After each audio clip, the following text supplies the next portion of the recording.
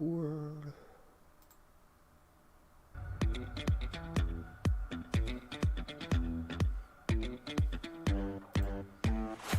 Welcome to Bleav in Colts, where Lawrence Owen and DeQuell Jackson brings you everything about the shoe. What's going on, Colts Nation? Here we are live. Lawrence Owen, DeQuell Jackson, Bleav in Colts, and we are here to talk about this upcoming game with the San Francisco 49ers. How have you been, DeQuell? I've been good. I can't complain. You know, God is good. I woke up today breathing. Let's talk some ball. I'm ready to go. I feel the same way every time. I'm like, how are you doing? Well, I woke up. That's a good start. Right? right. As long as we're doing that, all else is easy. Exactly. Man, so a lot of news has happened since the last we talked on Monday with the Indianapolis Colts. We'll go ahead and drop the big one with Julian Blackmon, suffering an Achilles tear in practice yesterday at the end of practice. Man, that's got to be that's devastating, obviously, for the team because Blackmon has really been showing up this season. But for the team that we've already seen, when you got to have backups in that they're not performing nearly as well as the starters have been this year when the backups come in, and now you're going to have a backup full-time the rest of the year sitting there at free safety. What's that going to be like for the team? Man, it's just, this team I feel like is – they've just been injury riddled, and this is part of what we've come to getting used to. What this is the 2021 Colts. They can't catch a break. Every week, the last 2 weeks, you look at how they played the game of football, and offensively, we've gotten better. Carson Wentz has been able to open things up offensively. T.Y. Hilton comes back, and now it's a 50-50 chance he may play. This has been like playing musical chairs for the Colts. It's like next man up. So I think this team has become used to dealing with this. Unfortunately, Julian Blackmon played a huge part of this defense this year, and he was coming to his own. He took over from Malik Hooker, and he was doing a fantastic job on the back end. Now, we bring in two guys off the street, basically. We cut Jacoby Eason, and we bring in two guys off the street, Denard and Jones. Now, they are experienced guys, but they haven't played with this group of guys, and they don't know the system. So this is going to be, learn on the fly type of deal. Unfortunately, it comes at a tough time where the Colts have finally been able to put a win on the column. And now you face a 49ers team that is, if you don't bring your A game, this game could get very ugly very soon. Oh, absolutely. Speaking of which, that's awesome that you brought that up because Sharday Loading in the chat straight up, first thing out of their mouth, does Josh Jones play tomorrow in replacement of that? Yeah, I mean, listen, they didn't sign him just to sit on the bench and watch. So at some point, to some capacity, he's going to be in. And if you're the opposing team, if you're scouting – our defense, when he's in the game, there's nothing exotic that's going to be run. He doesn't know the blitz package. He doesn't know the 2-minute package. He doesn't know the 4-minute package. He knows how to play base defense. And that's why they probably went out and signed some veteran guys who can somewhat understand what Flus wants to call defensively. Now, again, we got to be patient because we can't expect these guys to come in and just make plays. But it's going to be a very vanilla game plan if we see those guys on the field, and I'm quite sure we are going to see them at some point. If you got a couple backups, especially guys that ain't, that haven't been on your team, like you say, know the playbook, understand the other guys, would it be safer just to make sure that they are consistently, playing the two deep and making sure, your number one job is to make sure there's nothing over the top? Or do you bring them in on blitz packages and things like that as well? Well, if I'm a coordinator, if I'm Flus right now, I think about giving both of these guys a package. Right here's the plays that we're going to call when you're in the game. Flus is experienced enough to realize, okay, he's going to get a warning from his defensive backs coach. Hey, Jones is in the game, and now he's going to go to his play sheet with Jones in the game. So he's going to give him probably a handful of blitzes, a handful of coverages, which every player in the secondary can play. However, you don't want to pigeonhole yourself to where, as I spoke earlier, you don't want to have him in the game and not be able to run any exotic pressures. Because if I understand it and we all understand it, the quarterback's going to understand it, and the offensive coach, Kyle Shanahan, is going to understand it, and he's going to manipulate it. So you don't want to play with your hands behind your back. So it's going to be very interesting to see how they implement him and what his role will be to help this football team, because they can't afford any more injuries. This is the hand that was dealt to the Colts. And right now, the good thing about the Colts defense right now is they've been able to generate a lot of turnovers. I Bleav they're fourth in the league with 12 turnovers in, the first quarter heading into the second quarter of the season. So that's one thing to hang your hat on. And hopefully these guys can just play loose and play with some freedom somewhat. And, you're going to have a small sample size of plays for each one of these guys. I've been a part of it far too long. When I was in Cleveland, we had guys coming and going. So I, as a signal caller, this is some of the things that I had to deal with in terms of new guy coming in. Okay, this is what we run. You're going to have your meetings with your position coach, your defensive coordinator, just to put these guys at ease of saying, hey, listen, we're not going to throw anything at you that we hadn't gone over prior in the week. And so it's unfortunate, but these guys are pros. These guys understand their roles, and if they want to hang around here and make some plays and earn a living, this is what you have to do. This is part of the NFL. This is part of maturing, because guys get injured, and this is an opportunity for one of these guys to step up and hopefully, surprise us all. Absolutely. I think yesterday, Fred Warner had a press conference for the 49ers. I'm sure you know who Fred Warner is. The linebacker over there, and he was asked a specific question of was there a guy, what'd you think of Jonathan Taylor? And he brought up this story about, when he came out into the combine and everybody was asking him, every team that interviewed him asked him who was the toughest player you ever came against. That's the number one question you get asked. And his answer was Jonathan Taylor. And wow. it was because I guess he ran like 230 yards against Fred Warner and his team when Jonathan Taylor was a rookie, and he was just coming, he was a senior at the time. So for a rookie to make that kind of an impact, and for him to still go, yeah, he's a good player, that's a big sign. Can the Colts use that? Do you think that's something, where he's got a ton of respect for Jonathan Taylor? Can the Colts use that in a way to because obviously it might be raining, from what the weather looks like. Could they end up using that situation to kind of use him as a decoy at times, maybe?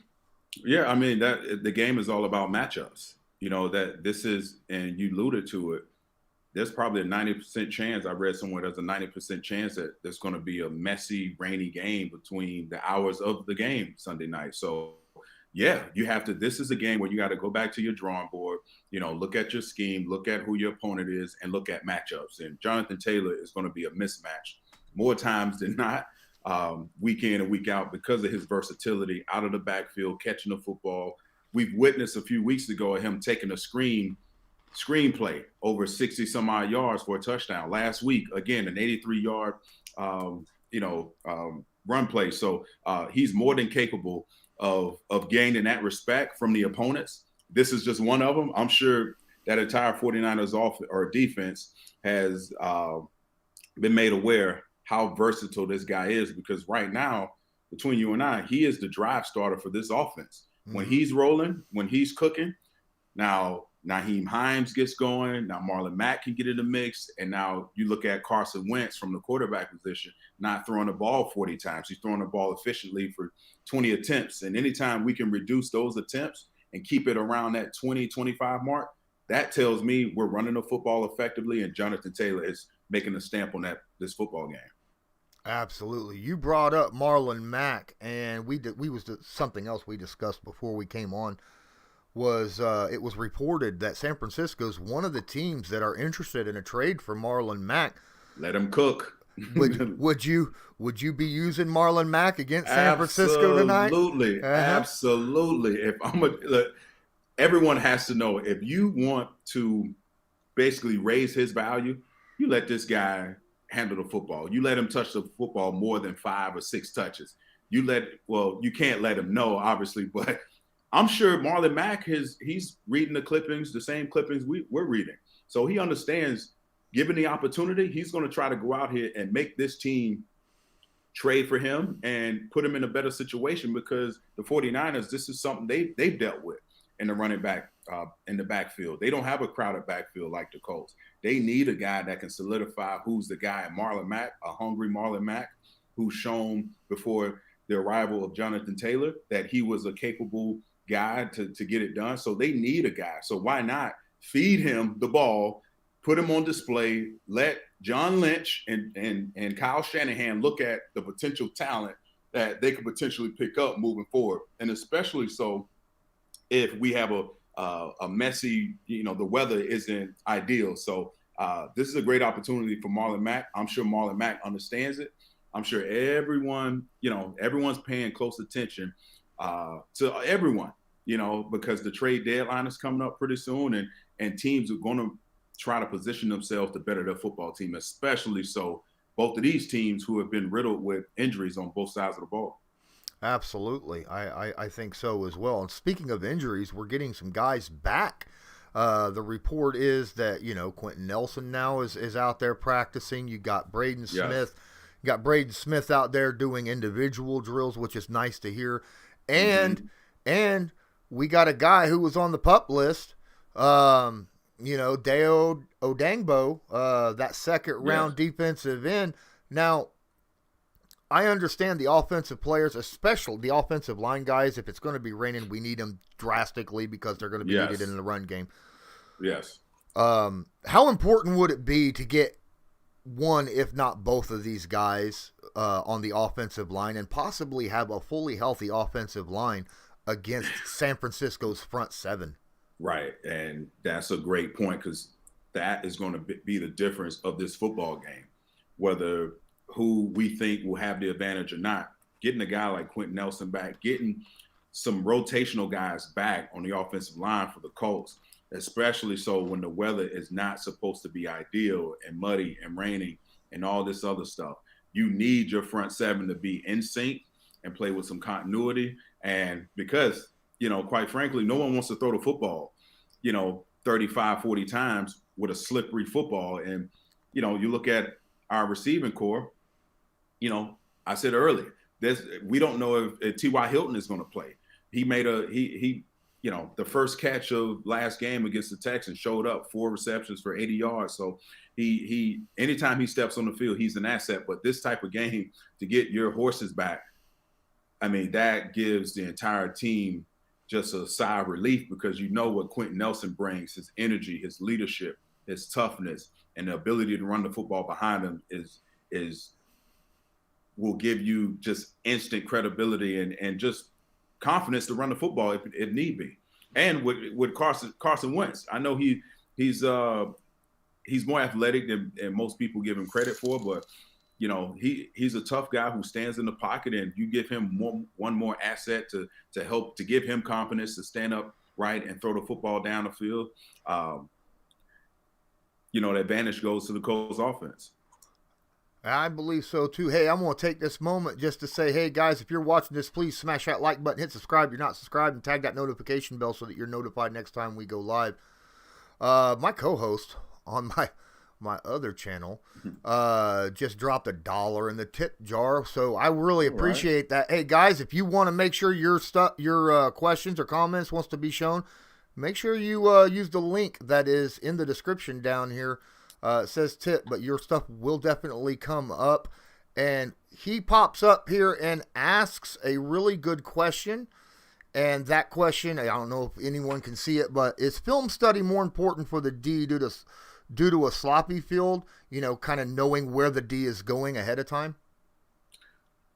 I think it's all equally important. I think more importantly, when you have a sloppy field, it's your shoes. it's going to be your shoes, your spikes. And and any guy in the league who will tell you who, I had the experience of playing against the Pittsburgh Steelers twice a year in Cleveland for 8 years. That was the number one issue every year, because most players, depending on your position, I can only speak for the linebackers, we hate those long spikes that every trainer wants you to use when the field is sloppy and it's muddy and it's not ideal situations. Your footing is going to be everything, because you're going to see a lot of slips. You got to play with, the game is going to slow down.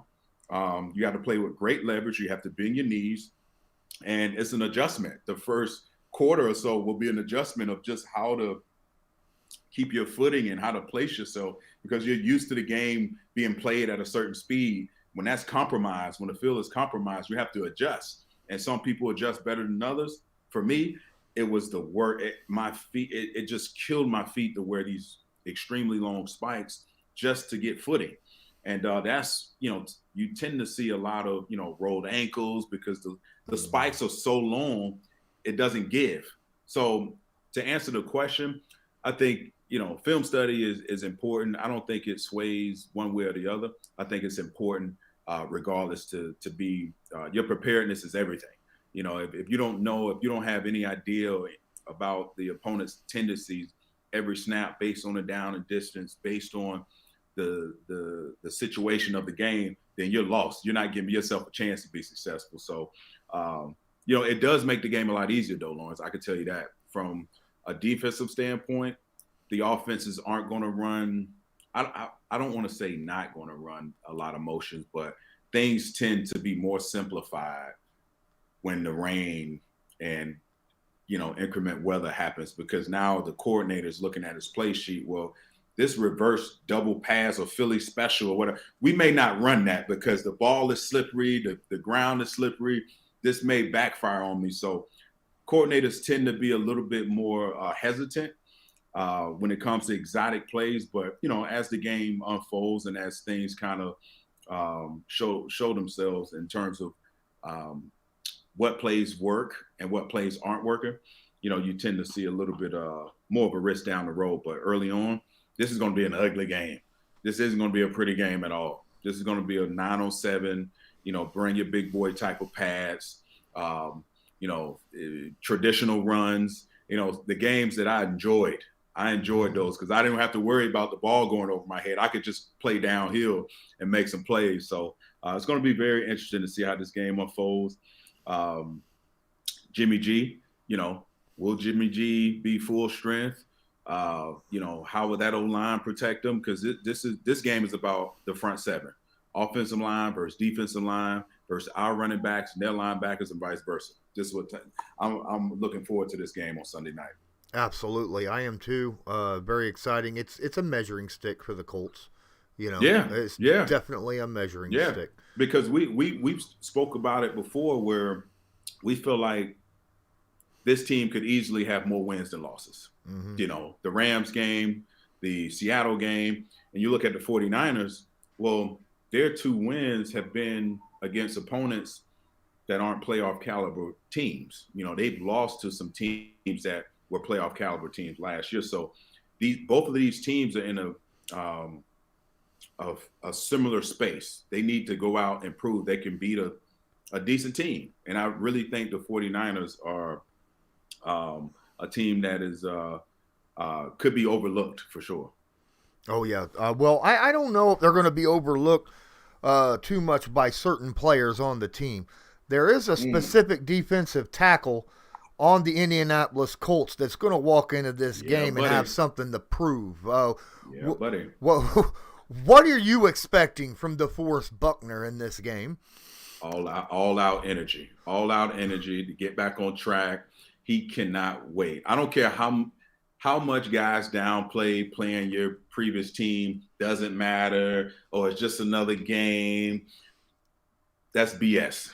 I can tell you right now, that's BS. You want to win that game more than any game you've played thus far, because you want to make them realize, I can still play this game, that I'm not trash, that I'm just as good as you thought I was early in my career. So he's definitely going to, I'm quite sure, what who was it? So Chuck Pagano would do this, right? We had our solidified captains, and based on who we were playing weekly, it was brilliant. I mean, it's so simple, but it's brilliant. You'll look at the roster. Okay, DeQuell played in Cleveland. Oh, he's going to be the captain for this, and it gives guys extra motivation to go out there and play a little, 2% better, So he's definitely getting up for this game. There's no doubt in my mind. He's marked this one on his calendar when the schedules came out because, he had a great career there. He had a really great career there. Yeah, I mean, after his rookie contract was over, they traded him because they didn't think that they wanted to pay $21 million for a defensive tackle. Then they go off and sign the guy that they had a couple years later, to an $18 million contract. So they didn't want to pay that extra $3 million over the other guy to keep Buckner. And Buckner did say in a press conference, I think 2 or 3 days ago, when asked about that, he said, "This is personal for me. Absolutely, this is absolutely personal." Yeah, I mean, who wouldn't take it personal? when the Browns released me, and I had a chance to play back in Cleveland and with the Colts. And at the time it was myself and Mike Adams. We were both had spent time in Cleveland, and we knew all the people there. So it felt so good to win in the fashion the way we did. It came down to the last drive basically, and they turned the ball over, and Mike Adams got the interception. So it's always really good to win at your beat your former team. Tell you that, especially when they just threw you away. That's what we feel like.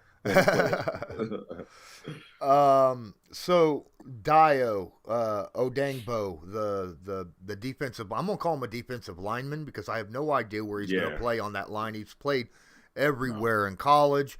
Very, very long, athletic, kind of reminds you a little of a DeForest Buckner in a way in his physical stature and things of that nature. But again, coming off an Achilles, he's a rookie, and has yet to even take a snap of practice yet. Even though he's back, how long would you expect before we might even see him? Yeah, I mean, he hasn't practiced yet.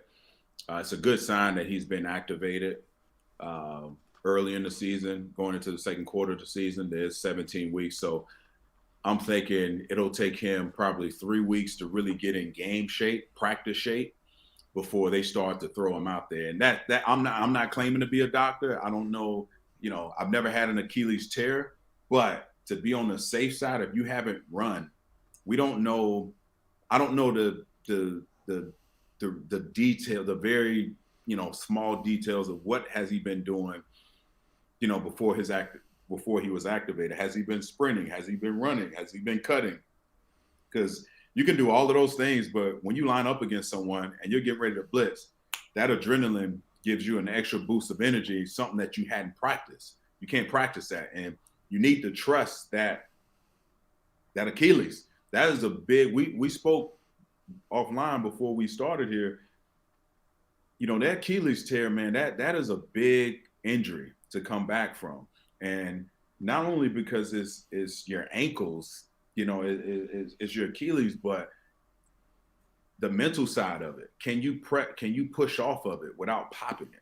And you got to get over that mental hurdle. So in my estimation, I think about 3 or 4 weeks before we actually see him back on the field, moving and contributing, because God knows the Colts can use any more pass rushers to create havoc and play behind the line of scrimmage. And he's a guy that they expect a lot from him, and hopefully we'll see him sooner than later. Hopefully I'm wrong and we see him a lot sooner. Yeah, I was out, believe it or not, when I did my live stream yesterday, I was talking the same thing. I was like, you know what?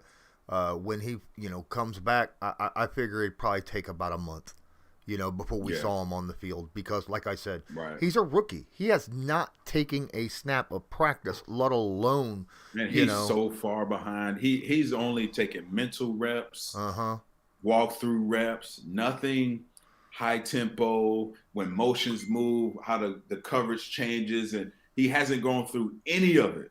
So to throw him out there on the field and say, hey, we expect you to pick this all up when it's real time, when every game matters, every play matters, every snap, every series, and especially for this football team to dig themselves out of this hole, you're taking a huge risk of throwing them out here, throwing them on the field too early. So I figured they would take their time to make sure they're comfortable and give him a small sample size, small menu of plays, to make him feel confident so you can build off of that. Yeah. We're definitely going to need him because we have had our problems on the D-line when it comes to pass rushers, not just not being able to get to the quarterback and perform sacks, but injuries as well. Like right now, two of our more important guys, Kwity Paye and Kamoko Toure, are dealing with injuries. And if we can't, we need as many as we can out there healthy and ready to go. And man, the Colts, you mentioned they need to just have a walkthrough practice every week from here on out just to save the guys' legs, because you can't afford to keep – it's a part of the game. We all know that. But if you're going to have a chance, and if I'm Frank Reich, listen, I'm always saying anytime I was a player, I always thought this year was the year I was potentially going to get released. So I got to do what's best for myself. And in Frank Reich's case, you got to do what's best for your team.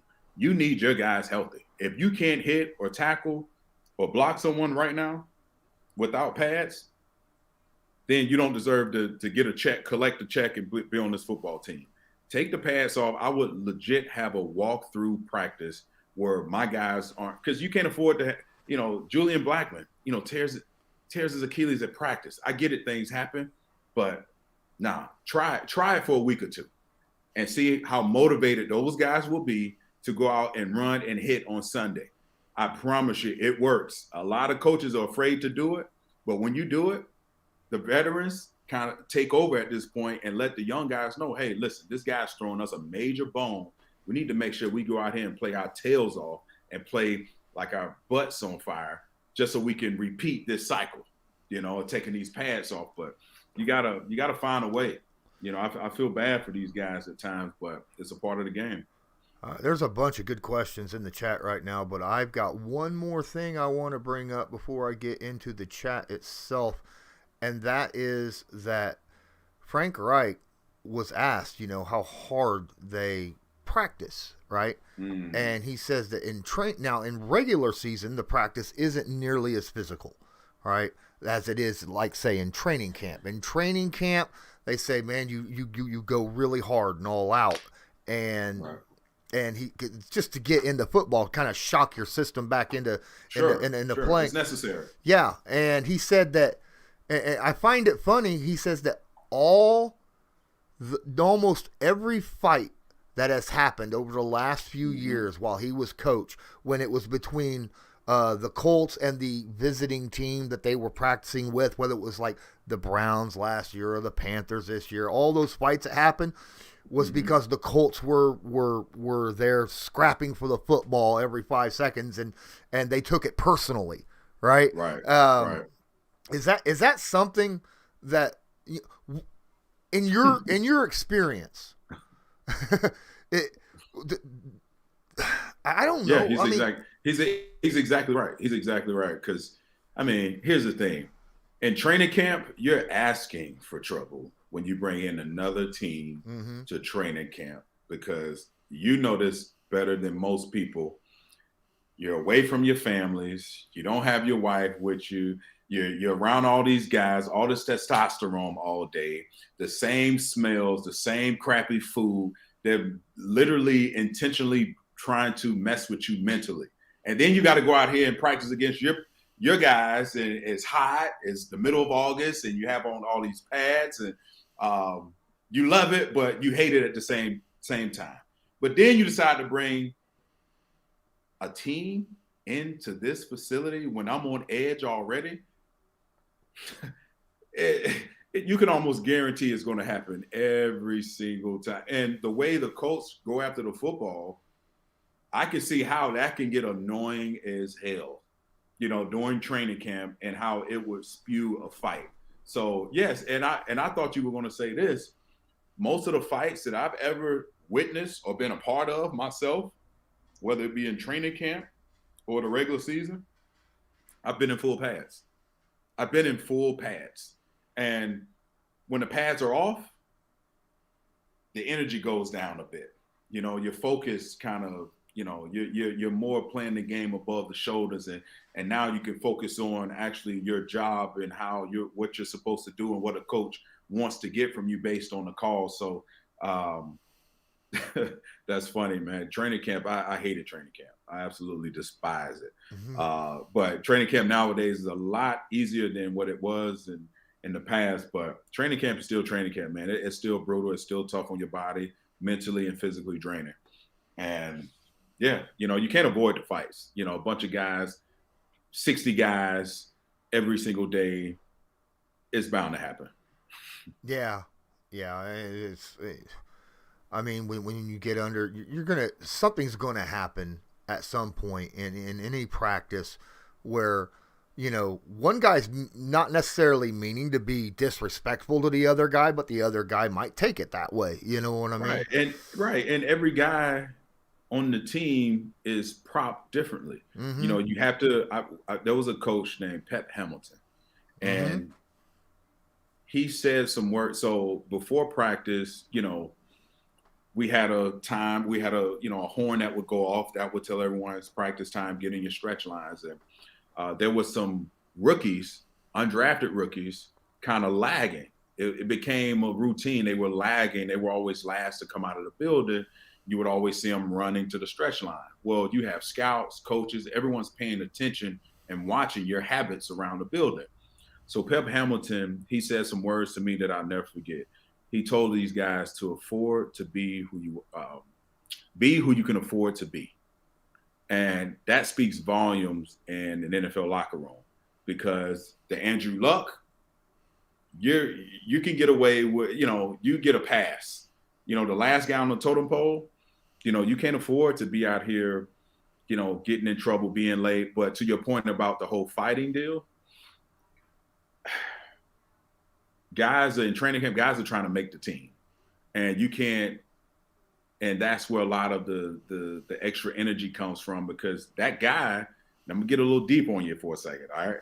That guy may have a family, kids, and he's bounced around from team to team, and he's trying to, sink his teeth into this organization. And he may be up against a guy like myself who was, a starter, and I may not necessarily want it to. It was a bad day for me. So, it all depends on how you're positioned within an organization, with the team. And I've always, understood when guys that are trying to make the team are all out, and that's how you play the game, So that's my little caveat of information. Right? I absolutely do not see how a UDFA would even allow himself to be lagging in any aspect of practice or anything like that, because you would think I got to show even more, to get on this team, and don't give them anything bad to look at. I got another tip by my co-host from my other show. Man, you are all over it today, my guy. Let's see here. Let me bring up mine. Is there anything the secondary can do to gain advantage in bad weather they shouldn't do in normal conditions, like, playing tighter to the line of scrimmage or closer to your man, things of that nature? That's a good question. I may have to think about that for a second. So anything the secondary can do to gain advantage in bad weather? I mean, film study, we talked about the film study earlier. That's a given. I would think because the game slows down a bit, you're able to take a little bit more chances. I would definitely, if you're a guy that doesn't necessarily jump routes and kind of plays the call and not really allows his instincts to really take over, you can get away with it in bad weather, because again, everyone slips, everyone's not running the most precise routes. the ball is slippery. You have a lot of different, things that are going on, things that are going on that are out of your control. So I would say for a defensive back, take some more chances, jumping routes and because the game slows down. If you're a guy that isn't the blazer, now you're able to, the game makes it easier for those. It's harder for the fast guys and it makes it easier for the guys that's not so fast. It's an even playing field. So it allows you to be in position to make more plays. But that's a good question. I may have to take more time to think about that later. But that's what pops in my head at this moment. Okay. Sharday Loading asked a question earlier, and then they repeated the question after I said I was going to get to. I was actually going to get to your stuff, Sharday. I just, was in the process of doing other stuff. They ask, will we see? Now, they mentioned Kenny Moore because last year and the year before, Kenny Moore was used on a lot of nickel blitzes, and he was very, very effective at it. But do you think this is a type of game that you could see something like that happen with a muddy field and stuff like that? Absolutely. This is a game where, because we're running. If things, hold to be true with the weather being what it's intended to be, you see a lot of you're going to see a lot of condensed formations. Because you want to bring bigger personnel in to run the football. And, a formation that most people will see is a double wing and a slot backside. Well, you have a guy like Kenny Moore in the slot, he's a really good blitz off the edge.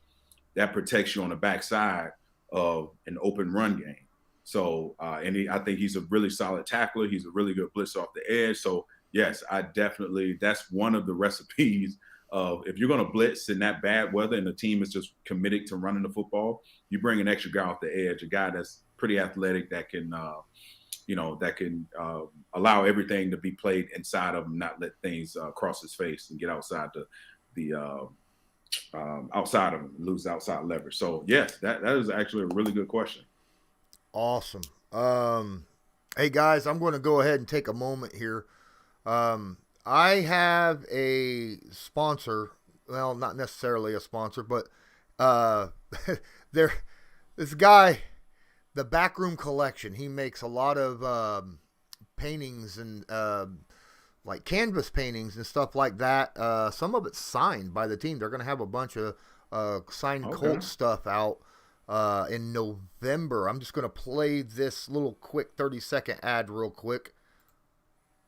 This channel is proudly sponsored by the Backroom Collection. They do beautiful sports canvas art with football, basketball, baseball, and other sports themes. Special orders are accepted and autograph pieces are available. Many Indianapolis Colts signed pieces will be available beginning in November. Just use your discount code CL10 to purchase the pieces you want to spice up your living area. That's CL10. Some nice stuff, man. It is, absolutely. And he is making a special order DeForest Buckner piece for me that I should receive sometime next week. Okay. So I may have to send him a picture or two of myself and see if he could work some magic. There you go. Great pieces. Absolutely. Yeah, I'm here for it. I'm here for the art. I'm here for it. All right. Brandon Wood has a question as well in here. Popped up a little bit earlier. It says, when it comes to playing former teams, how much will this current defense be in DeForest Buckner's ear asking about Jimmy G and his tendencies and stuff like that walking into this game? Another great question. I'm sure not only are the defensive players in his ear, but the offensive coaches, they want to know what style of defense. They want to know whatever they can about the 49ers defense, certain tendencies from D Ford and Bosa and all these different guys. So he has been an asset this week, I'm sure, in both coordinators' offices. So yeah, he's a huge. Anytime you have a veteran guy who spent some time with the former team, that's part of it. We want to know as much intel as possible. And yeah, he's been a huge asset this year. So yeah, that's a really great question. Really, really smart question. Dabney Offerman also has a question. Says, can you ask DeQuell to speak about a memory where you had to play in a terrible field? Oh yeah. Oh jeez. So my rookie year, was playing in Pittsburgh. Pittsburgh by far had the worst conditions. I feel like the AFC North for so many years, just around October, November, the weather was, I don't want to say the word I want to say, but it wasn't good. And the fields were just as worse. And so my rookie year, I'm playing, I believe it's the last game of the season, I want to say. And the field is just frozen, absolutely frozen. And I played with a guy in front of me by the name of Ted Washington. I don't know if you know Ted Washington, but at that point, I was a rookie and he was in year 16 or 17. He had played with the New England Patriots for some time. And probably one of the biggest humans I've ever witnessed. And so we're playing this game, and it's probably, there was a outdoor, you can see the temperature. There was a temperature gauge outside, and it read 10 below. And, I had never played in conditions that cold and a field so sloppy. And I remember the first half, Big Ted Washington, who stood probably 6'5", 6'6", probably, I'm glad hopefully he's not listening. He's probably 400 pounds. Well, this guy, because of the conditions, play happened, I slip, he falls on my heel. And it was so cold. He falls on my heel as I'm laying flat on the ground. And that's a big guy. All of his weight just, and your toes are curled like this. And I heard, which felt like a pop, but it was so freaking cold and the field was so muddy and icy. I just thought I had jammed my toe. So I finished the game. At halftime, I go in at halftime. They shoot it up with God knows what. I finished the game. I go back to I finished the game. I'm in the showers. I'm thawing out, right? It's warm and all that good stuff. And the pain that shot through my big toe was pain I've never felt. I wouldn't wish it on my worst enemy. And it was so bad because the conditions of the field was so shitty. We get an x-ray the next day. I had broken my toe. Oh. Big Ted had broken because the field was so sloppy, I'm slipping all over the place. I had broken my toe. So that's one of the memories that stands out to me of the conditions being not ideal, being, really cold weather and, playing in a place like Pittsburgh. I think Pittsburgh has this, you can't kick more than a 55-yard. The longest field goal ever kicked in Heinz Stadium is probably less than 55 yards because of the conditions. So that's one memory that stands out to me when you talk about just the worst game with the worst field conditions.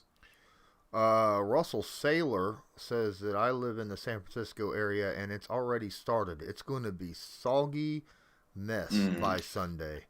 Oh, wow. I hated those games, man. I hated those games.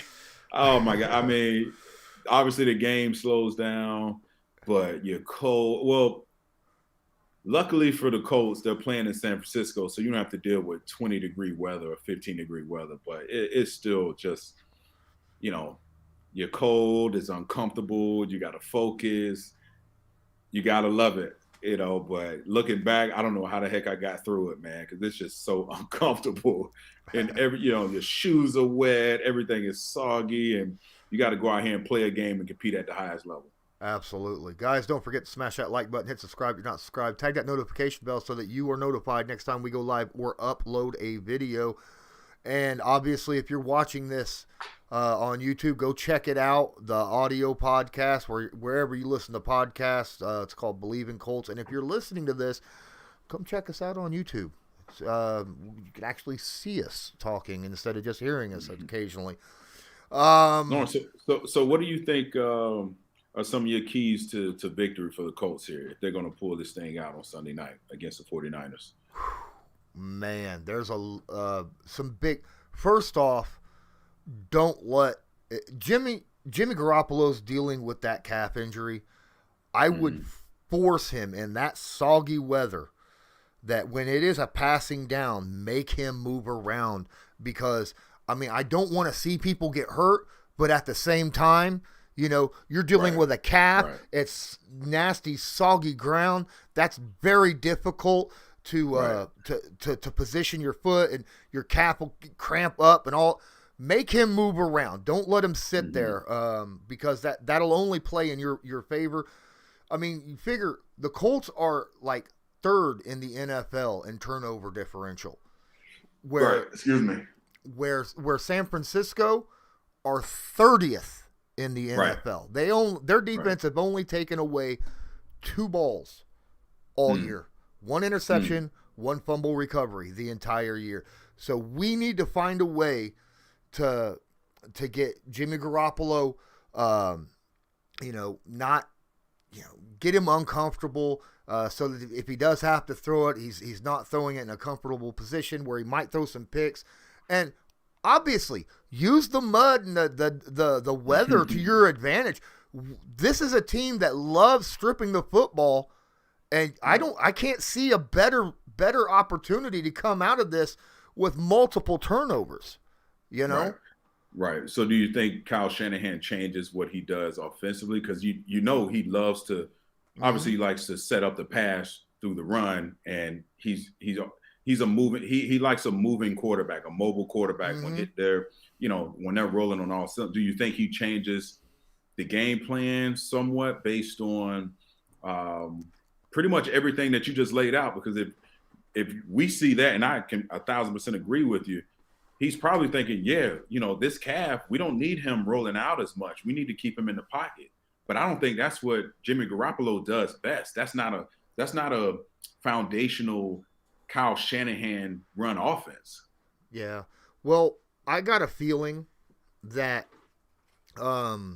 he's probably going to use, because generally when you're playing a game, and especially at home, the home team is going to try to impose their will and their style of game that they want to play against the visiting team, right? That's their initial want to do. You never want the visiting team to dictate what you're doing, right? That's just football 101.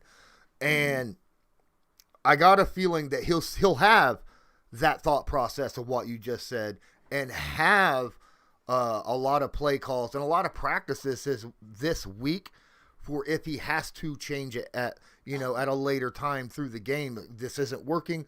They came to this. The Colts came in expecting this, and they're attacking it. We need to go to something else. I'm sure they're working on other stuff in order to be ready to change things up, because it's obvious in my opinion, I think it's obvious what both these teams need to do in this game. And you got to have something to catch the other team off guard. Yeah, I agree. And to that point, if I'm Flus on the other end, knowing everything you just eloquently laid out in terms of the mobility of Jimmy Garoppolo, I think you break your tendency this week. We saw it a little bit last week of pressuring early, bringing some pressure early, making him feel uncomfortable. Let's see if he really trusts where he is from a physical standpoint in bad weather, with a sloppy field, with people diving at his feet. Let's really push and see if Jimmy G is ready to stand in that pocket and make and deliver these throws with pressure in the space. So I definitely see that. I see that both sides of the ball, to be quite honest. I see it on both sides of the ball, because defense, again, the game is going to slow down, and we've talked about the issues the Colts have had protecting Carson Wentz. We may get some guys back. We may not. We talked about the run game, how important that's going to be, how effective it needs to be. The Colts are coming off a huge productive day from Jonathan Taylor, 145 yards last week. But to your point, I'm going to take your point. It's not the Houston Texans anymore. This is a well-oiled machine in terms of playmakers up front in the front seven. So it's definitely the work is definitely going to be cut out for them. But I see both sides of the ball, applying pressure and breaking tendencies because of the weather, because of the game being slowed down, and you got a wet football and all these type of things. And, you look at the 49ers, Deebo Samuels, Bleav he's averaged over 100 yards in every game thus far. And we're really going to have to keep an eye on him in the passing game. And something that if my memory serves me correctly, we're somewhere along the middle of the pack in terms of defending the pass. We're not great, we're not bad, but we're floating in the middle someplace. Mm-hmm. And I think that's due to the inability to rush the passer effectively and have a guy that is the leader when it comes to sacks and generating pressure. Because we know that isn't what Flus loves to do. He likes to sit back and play coverage and poke balls away and force fumbles and get our hands on some picks. But in terms of playing behind the line of scrimmage and changing the math for an offense, that's just not his tendency. But I hope he relies on it a little bit more this week. AP's Aquatics. Appreciate you being here. Thanks so much for joining. He says, hey, DeQuell, how do you feel about the Colts secondary? You just got done talking about the pass defense, and we all know it's not just the Colts front seven that's been having injuries this year. That secondary, boy, there's been times when we had no one extra to put in that game, So from Xavier Rhodes to recently Julian Blackmon to bringing Denard and Jones off the street, basically the practice squad, who will potentially have some reps, to have a small sample size of plays to be able to help this team and give other guys a breather. They're going to be playing special team. This team has been broken many a times, but they still fight. They still play hard. Again, they're top 5 in the league of creating turnovers. So what that tells me is these guys run to the football. These guys are active with their hands, and they're trying to, make play. These are game-changing moments that for a team that's only won 2 games to lead the league in takeaways from a defensive standpoint shows you just how hard they play. Again, on a scale of 1 to 10, my confidence level with them, holding up against the pass and being able to be effective against a guy like Deebo Samuels, who's had a tremendous year thus far, is going to take a collective effort. We don't have one guy that's just lock down one side of the field. It takes all 11 to play the pass. And what I mean by that is pass rush. Even if you don't get a sack, just to be able to, knockdowns, running Jimmy Garoppolo off his spot. It's going to take a collective effort, which I do have more confidence in as a whole, as opposed to just the secondary in general. Yeah, it's going to be you're right. It's going to take a collective effort, and it's going to be even more of an issue because of the injuries that we have currently right now with the Indianapolis Colts and the inexperience. And I'm not necessarily saying like you were saying, it's not inexperience NFL-wise. It's inexperience, right, with the Colts playbook and their scheme and understanding how the guys next to you play. Because, you might know the scheme perfectly well. You might know the coach perfectly well. You know the playbook like the back of your hand. But if you haven't had snaps with these other guys around you, your play is going to be affected because in your mind, excuse me, you're wondering, can I trust him to be that, where he's supposed to be? How is he going to react to this specific situation? Do I need to do this? Lots of stuff creep up in a defensive back's mind in situations like that. It's a huge what if when you've been a shoe-in start on that team and you're playing with guys that you got to think about what the names are. Mm-hmm. When you're on the field, it's like, you just get stuck. You don't know the guy's name. You're not familiar seeing his number. You're not familiar seeing the guy. And it's happened. It's happened to everyone before. Mm-hmm. And so to your point, this goes a lot deeper than just knowing the game of football. You got to know, you got to build a rapport with this guy, especially on the back end. One mistake is a touchdown.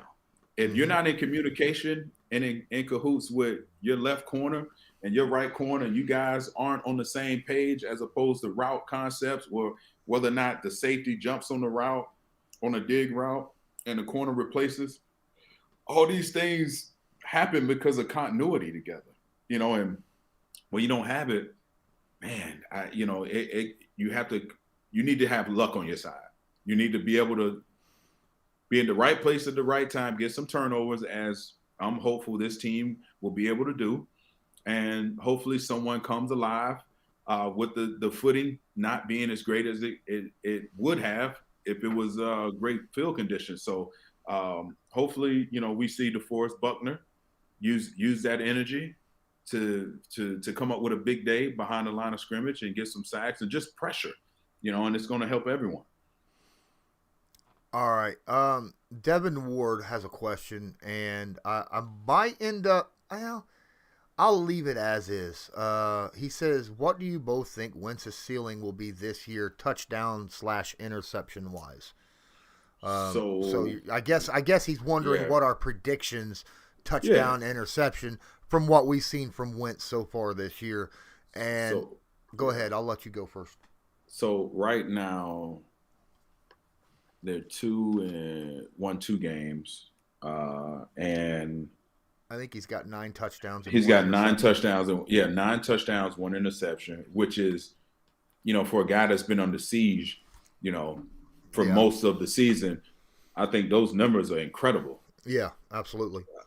And going into the second quarter of the season, heck, if we get some guys back, Quentin Nelson, and they can get a rhythm, 2 or 3 games to get in sync, and we can, you witnessed the last 2 weeks of Carson Wentz having a really effective, being effective throwing the football, getting T.Y. Hilton back. We don't know if it's a 50-50 chance he'll be back, but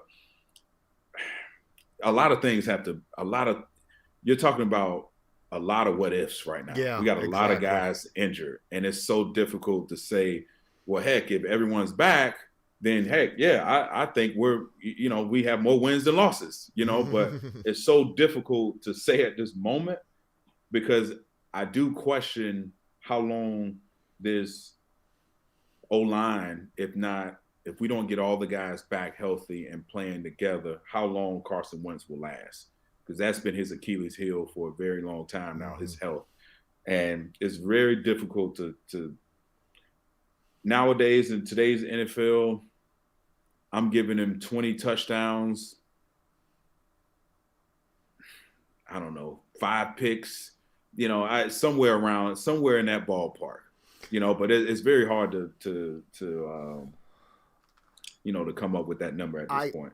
I think that the touchdowns will go up a little bit due to the first 5 games we played against some very, very, very, very good teams. And also, there was health issues and, not sync with the players around him, things like that. I do believe that I think he'll push closer to 30 than 20, but still, that's fairly respectable as long as he keeps the interceptions below double digits. And, you're saying around 5, I'm guessing 7 probably max, for the season. Yeah. But still, those are fair. Generally, you want your touchdown to interception ratio, around 3 to 1 to be good. As a quarterback. Andrew Luck was not someone who ever had single-digit interceptions. No, I was going to say he was a double-digit guy. He was a 10 to 12, interception 16. Type. Yeah, and he would throw for he was like a 2 to 1 ratio. Yeah, around that. But he took a lot of chances. His arm strength, and Carson Wentz has that what do you call it? That arm strength that is just the trust. He's got a trust in that arm strength. He trusts his arm, and I forget, Ryan Clark made a statement on ESPN, arm arrogance. That's what it is. Okay. I thought it was a brilliant explanation of a guy who has the arm strength and to just have the trust and confidence. He can squeeze a ball in any place that he thought he could, during the course of a game. It's that arm arrogance. I think Andrew Luck definitely had it, and Carson Wentz definitely has it. And to have 1 interception right now is incredible. With all the pressure he's been under, the ability for him to stand in the pocket, deliver throws down the field on target, knowing he's getting hit. I just cringe every time he takes and there's a 5-step drop, and when I know, he's aiming downfield, you know he's going to get hit at some point. But very hard to predict. Yeah, with this team, with all the injuries, they've had of recent. That is true. That is true. It is difficult to predict anything because you don't even know what we're going to be expecting from Carson Wentz. What if week 17 rolls around and knock on wood, hope this don't happen, but week 15 rolls around and we're sitting there at like 5-10, and they decide to sit Wentz to save that first round pick. Because we're out of the playoffs at 5-10. Right. Or just protect it. Yeah. Just protect it. Exactly. It's like, hey, you know what? We're going to evaluate another guy. We want to see what he can do. Yeah. And in the same breath, it positions us for a better draft pick. Exactly. So that would not surprise me. Would not surprise me. Now I'm not saying that I expect that. I'm hoping for more of around week 15. I'm looking at the schedule. And I'm like, I'm thinking we could probably be maybe 9-6, 8-7, somewhere around in that vicinity. Still, that's respectable. Yeah, that's a respect. I get we have 4 losses right now. Yeah, but our offense is starting to roll. Our offense looks good. We're going to see how good they are over the next couple of weeks, especially against in this game, especially. With the 49ers, and then who's after the 49ers? The Jets, I believe. Yeah, Jets or the Titans. I can't remember. I think it's the Jets. Yeah, but I know we play the Titans and coming up again, so that's going to be another one. Right. Yeah, this is going to be a huge confidence booster. Every game you win is a confidence booster, but these guys have been rolling. Carson Wentz. We didn't really have to rely on his arm arrogance. I like saying that now. Last week because of the run game. And, if we feed Marlon Mack, as we talked about earlier, let him build his trade value so you get something better in return. Jonathan Taylor, he wants to, show that he wants to keep that momentum on the ground rolling. Hopefully we get Quentin Nelson back and, we got a leader and a flat out just monster on the offensive line back, that helps the confidence. So, the offensive it's taken some time, which I underestimated early in the season. I thought these guys could just show up and just plug in and play and pick up where we thought they should be. But clearly it's taken a month to get in sync with the offense and receivers. And, I get it now. You don't have all your horses, out, and so you're playing with guys that you're unfamiliar with, that you didn't expect to work with this much. So it's definitely been a work in progress. From week to week, we have a different lineup, and that's extremely difficult to play.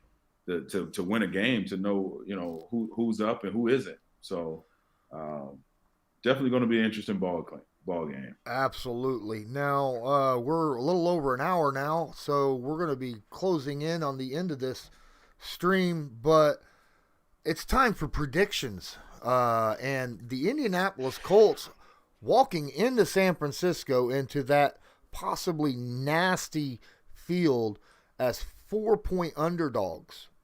Now, as 4-point underdogs, if I remember correctly, in that situation, home teams granted 3, right, for just being home, generally. So that means on an even keel basis, sports bettors are saying the Niners are a 1-point favorite on an even keel. So, curious, who you got winning and why? I was curious to see where you were going to go with this. You want me to? I can go first. No, I'll go. So I feel like these teams are pretty evenly matched. I think it can go either way. And on one hand, I look at the Colts defense. I'm like, these guys with a wet football and not ideal situations, these guys are going to be all about punching that ball out. So they'll be able to get turnovers. The offense last week was clicking. Carson Wentz only threw the ball 20 times. Jonathan Taylor had a big day. crowded back for everyone had their touches. But you're playing at home against the San Francisco 49ers. This is a very talented football team. As you mentioned, they have a slight advantage. I say it's a close football game. I think 49ers pull it off 24-21. Very close game. I can respect that. I think you're a little on the high end on the scoring, though. I think this is going to be, as you said, an ugly game. I think there's going to be some turnovers. I think this is a game when the Colts know you're running the football, their run defense is good. Yeah. I mean, good. Yeah. And you're not going to expect. I think the Niners are going to try to run the ball a lot. I think the Colts are expecting that. Like you said, though, Shanahan's going to have to come out there and throw some curveballs out there to catch our defense off guard. And he's the kind of coach that will do that. A lot of screens. Yeah, definitely. But I like the Colts' chances going into San Francisco this week. Hey, I went 3 weeks earlier this year and was like, they're losing, and they did. All right.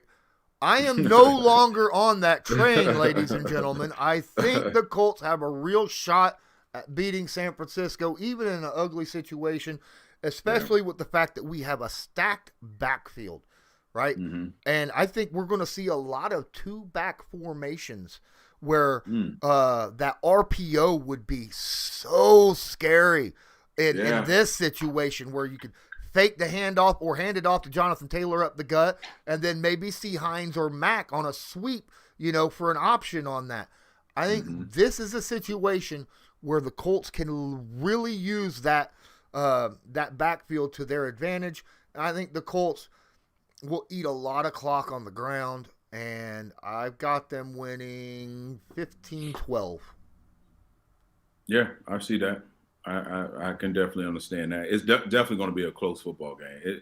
No, I don't think anyone, either side, no matter who wins, is going to be a 10-point favorite. No. I think it's going to be within a touchdown. Come down to field goal. Yeah, I'm with you on that. But Sunday night, we all get to tune in. Everyone gets up for a Sunday nighter. Oh yeah. I my first Sunday nighter, man. Every Sunday nighter feels like the very first one. Because it's special. All the lights are on, and everyone's watching. Your mother, your cousins, your friends, your friends you don't talk to anymore that you went to college with. Everyone's watching, and so that was always a special time. The whole world is watching. That was a special time for the playmakers to make a play, because it was going to help you whether you had personal goals of getting into the Pro Bowl and becoming a household name. I expect a big performance from Darius Leonard. I expect a big performance from DeForest Buckner. But I have to, this time around, I just have to side with the home team just because they're home. Hopefully I'm wrong. Well, that's the great thing about doing this is we all have our own views on things, and you present a good argument for your prediction. So I'm cool with it, man. Skylar and Kirsten, I haven't brought up their questions, any of them, and they are a Patreon supporter of mine. So before I jump out of here, I'm going to drop this out here real quick. It says, DeQuell, first off, did you see the Buffalo Titans game? Yes. What did you think about how that game ended? And do you think the Colts have a path to be able to take the division back? Oof. Watching that game, the Colts, Derrick Henry is a beast by himself, man. That guy, as the game unfolds, he gets stronger and faster and more difficult to tackle. Oh, yeah. I think the AFC South is very up for grabs to watch. That's tough. That's a tough question because the Titans are a tough out. When they lose, they barely lose because they rely heavily on Derrick Henry. And, you know, the fact that they lost still gives. Oh, I'm sorry, they won. I'm sorry, they won that game because the of Titans. the sneak. Yeah, the quarterback. Yeah, that was the dumbest direction that. I'm sorry, I'm gonna cut in real quick. Yeah. If there's any direction, I know what you're gonna say. For Josh Allen to run on a quarterback sneak, you do not go towards Simmons.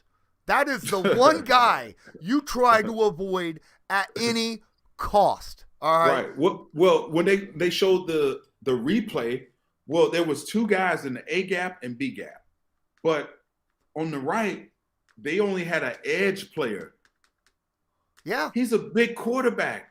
Yeah, A gap is right here exposed. Uh-huh. Go this way. I know it was probably called for him to sneak it to his left, but look at the bodies in front of you. Yeah. Go here. But it worked in Tennessee's favor.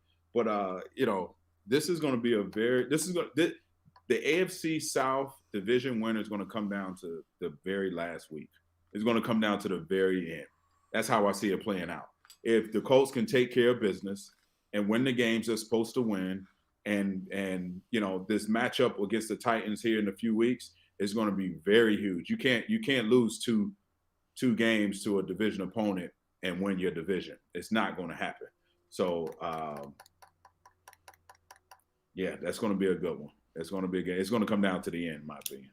Last questions, because I had $1 donation in the tip jar. Says, does the weather affect tape jobs? Asking because Darius's ankle is mummified.